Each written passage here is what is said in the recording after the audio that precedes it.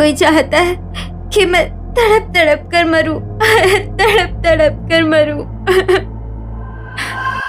ये सब बोलते बोलते अचानक से अनामिका पर न जाने कौन सा सम्मोहन सवार हो गया। उसने बार बार इस बात को बोलना शुरू किया और अचानक से उठ खड़ी हुई। उठकर सीधे वो अपने डाइनिंग टेबल की तरफ गई और वहां फ्रूट बास्केट में रखे चाकू को उठाया और अपने शरीर पर उसने घाव करते हुए जोर जोर से चिल्लाने लगी। शांता काकी ने जल्दी से आकर उसके हाथ से चाकू छीना। सब जल्दी से बाहर की तरफ आए। तब तक अनामिका बेहोश हो चुकी थी। पहले ही उसकी हालत इतनी खराब थी और उन घावों पर जब उसने खुद को चोट पहुंचाई तो उसकी हालत और ज्यादा गंभीर हो गई। देखो, आई थिंक आपकी बेटी को अच्छे मेडिकल ट्रीटमेंट की जरूरत है और ये सब शायद उसने खुद ही अपने साथ किया है। इसे यहाँ पर रखना खतरे से खाली नहीं है। मुझे लगता है कि इसे हॉस्पिटल लेकर जाना ही होगा और वहीं इसे रखना होगा। अनामिका को गंभीर हालत में हॉस्पिटल लेकर जाया गया, लेकिन बार बार जले हुए शरीर पर चोट लगने की वजह से शायद उसका शरीर अब और दर्द बर्दाश्त नहीं कर सकता था, इसलिए वो चल बसा। अस्पताल के बेड पर उसने अपनी आखिरी सांसें ली। उसकी मां ने उसे अंतिम विदाई के लिए उसे नए कपड़े पहनाए और उसके पुराने कपड़ों में कुछ ऐसा मिला जिसने उन्हें अंदर तक हिला दिया। एक काले रंग की गुड़िया जिस पर अनगिनत पिन चुभी हुई थी। माला ने उस गुड़िया के अंदर से एक पिन निकाली तो उस गुड़िया के अंदर से खून की बूंदें टपकने लगी और जैसे ही माला ने अनामिका के पार्थिव शरीर को देखा तो ठीक उसी जगह से उसके शरीर से भी खून टपक रहा था। माला समझ गई थी कि उसकी बेटी को कोई मानसिक बीमारी नहीं थी, बल्कि जो उसकी बेटी कह रही थी वो बिल्कुल सच था। कोई तो चाहता था कि वो तड़प तड़प कर मरे, लेकिन कौन? ये सवाल बार बार उसके दिमाग में मानो घूम रहा हो, लेकिन वो चाह कर भी इसका जवाब नहीं ढूंढ सकती थी। आज से 1 साल पहले अनामिका कॉलेज में पढ़ती थी। वो बहुत ही सुंदर थी, लेकिन जितनी सुंदर थी उतना ही घमंड उसके अंदर था। अरे कब तक उसे बस क्यों नहीं देखता रहेगा? जाकर उससे अपनी मन की बात क्यों नहीं करता? अबे नहीं यार, वो कहाँ और मैं कहाँ। कितनी सुंदर है वो, मुझ जैसे लड़के को तो देखेगी भी नहीं। मैं बस उसे दूर से देख लेता हूँ, मेरे लिए वही बहुत है। तू भी ना यार एक नंबर का पागल है। अगर तेरी जगह मैं होता ना तो अब तक खप का बोल दिया होता। खैर बाकी तेरी मर्जी। अभी किसी के साथ कोई जबरदस्ती तो की नहीं जा सकती। मेहुल कॉलेज के फर्स्ट ईयर से ही अनामिका को पसंद किया करता था, लेकिन कभी खुलकर अपनी बात को नहीं बोल पाया। कॉलेज का लास्ट ईयर चल रहा था और इन दोनों को एक प्रोजेक्ट के लिए साथ में काम करना था। साथ में काम करते करते मेहुल को अनामिका से और ज्यादा लगाव हो गया और एक दिन उसने अनामिका को अपने दिल की बात बोल डाली।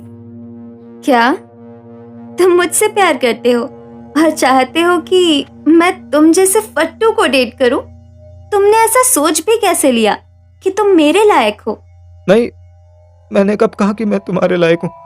भूल जाओ कि मैंने तुमसे कुछ कहा। ओ, बच्चा तो रोने लगा। ओ, बच्ची की इंसल्ट हो गई। अगर आज के बाद मेरे आसपास भी भटके ना तुम, तो तुम्हारा वो हाल करूंगी ना, वो तुम सोच भी नहीं सकते। अनामिका ने पूरे कॉलेज में यह बात फैला दी और सबने मिलकर मेहुल का मजाक उड़ाना शुरू कर दिया। लेकिन फिर भी मेहुल सब कुछ सहता रहा।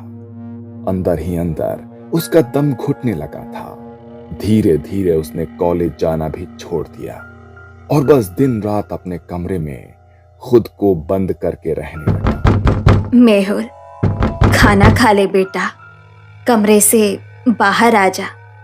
कोई परेशानी है तो मुझे बता। मेहुल, मेहुल। मेहुल ने कोई जवाब नहीं दिया और बस इसी तरह अपने दिन बिताने लगा। तभी एक दिन अचानक उसके फोन पर अनामिका का कॉल आया। वो बहुत घबराई हुई थी। हेलो, मेहुल, मैं बहुत बड़ी मुश्किल में फंस गई हूँ यार। प्लीज मेरी मदद करो। मुश्किल? कैसे मुश्किल? वो सब मैं तुम्हें अभी नहीं बता सकती। बस मैं तुम्हें ये एड्रेस भेज रही हूँ, तुम जल्दी से वहां पर आ जाओ।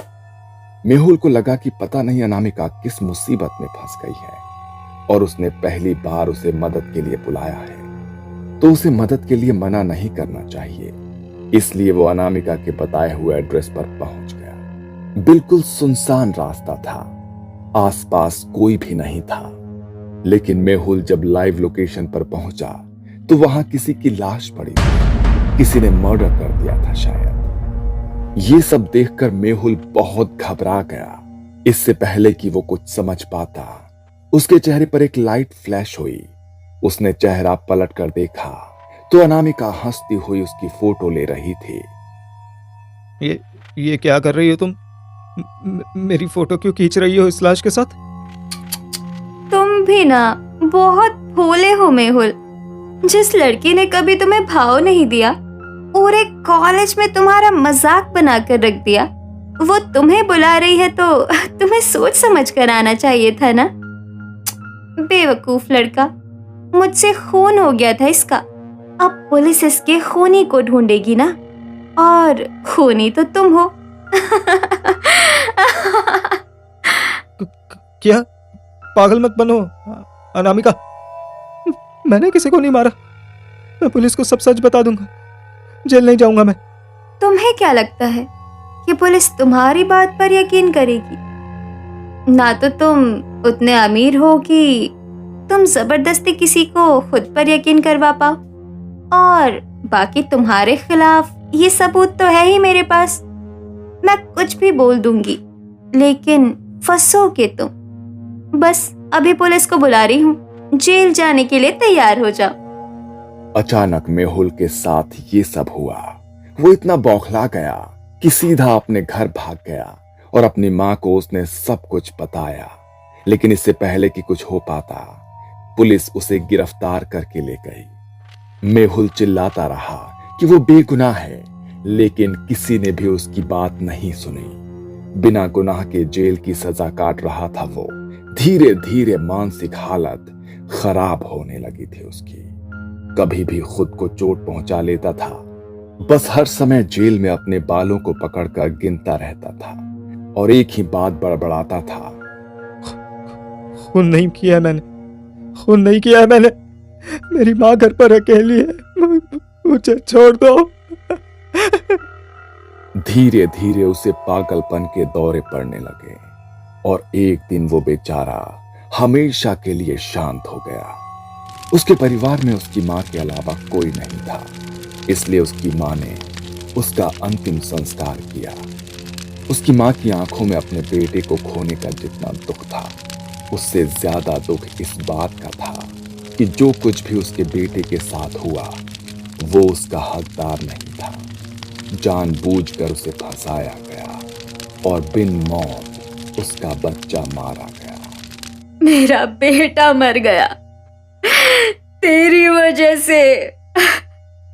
तेरे पास आऊंगी मैं, तेरे साथ रहूंगी मैं, अपनी आंखों से तुझे तड़पते हुए पल पल मरते हुए देखूंगी मैं। बहुत तड़प कर मारूंगी मैं तुझे, बहुत। जैसे मेरा बेटा मरा है वैसे ही तू भी जाएगी।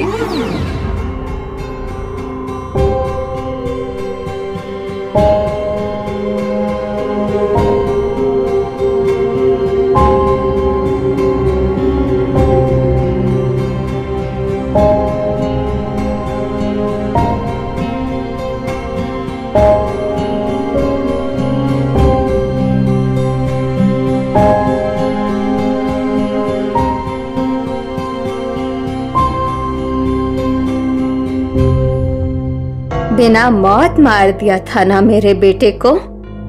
बहुत तड़पा तड़पा कर मारा मैंने तुझे। मेरे बेटे की आत्मा को आज शांति मिलेगी। तू मर गई ना, अब वो मुक्त हो जाएगा।